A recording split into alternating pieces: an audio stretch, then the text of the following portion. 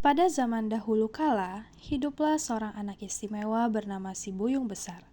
Kisah ini mengisahkan pertualangan dan kebijakan yang terselubung dalam tindakan yang tampak bodoh.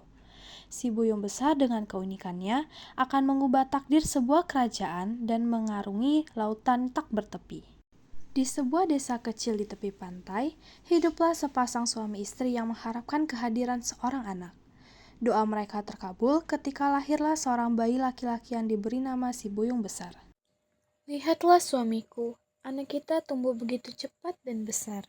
Ya istriku, dia memang istimewa. Tapi, apakah ini berkah atau kutukan? Tahun demi tahun berlalu, si Buyung tumbuh menjadi pemuda, namun ada satu kebiasaan aneh yang dia lakukan. Tak ada paksa dicari-cari, ada paksa dibuang-buang. Tak ada paksa dicari-cari, ada paksa dibuang-buang. Setiap hari ayah mendengarmu menyanyikan lagu yang sama. Apa artinya, nak? Hahaha, entahlah ayah, aku senang menyanyikannya.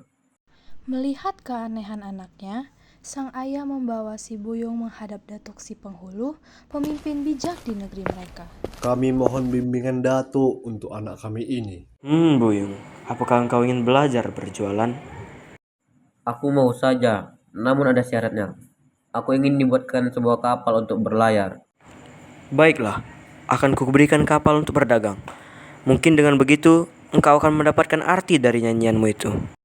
Demikianlah si Buyung Besar memulai pertualangannya di laut luas.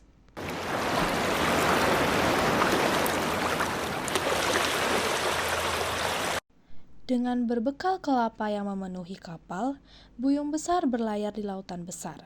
Setelah berhari-hari, sampailah dia di sebuah pulau. Hai penduduk kampung, siapa yang ingin membeli kelapa? Maaf anak muda, kami tak punya uang untuk membelinya. Kalau begitu, ambillah. Kalian boleh mengambil di sini, tapi tolong kembalikan serabut dan tempurung kelapaku. Benarkah? Oh, terima kasih anak muda. Demikianlah, Buyung Besar memberikan seluruh kelapa tanpa bayaran. Dan ia kembali ke negerinya dengan serabut dan tempurung kelapa. Selamat datang kembali, Buyung. Bagaimana hasil daganganmu? Hamba hanya pulang pokok, Datuk. Hanya pulang pokok? Dengan kapal yang penuh serabut dan tempurung?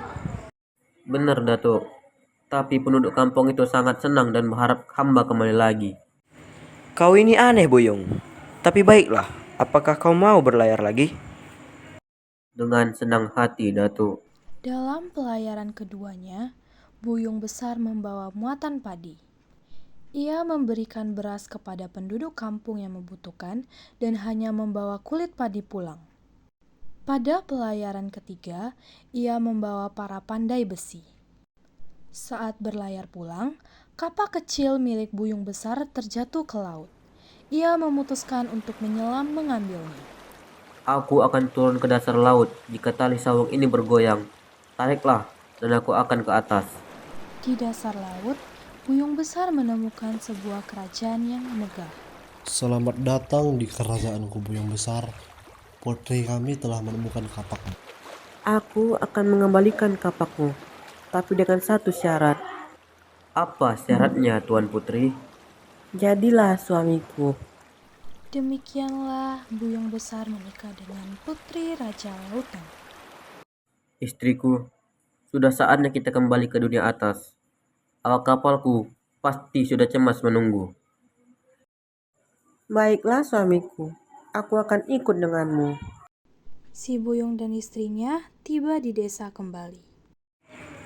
Buyung, siapakah wanita cantik ini? Ini istri hamba, Datuk. Putri dari kerajaan lautan. Bagaimana kalau kita bagi hasil? Kapal emas untukmu dan istrimu untukku. Tapi Datuk, Ikut perintahku, kau tidak bisa menolak.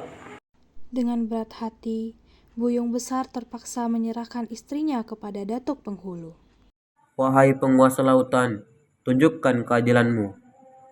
Wahai penguasa lautan, tunjukkan keadilanmu. Lihat, Datuk Penghulu bertingkah aneh.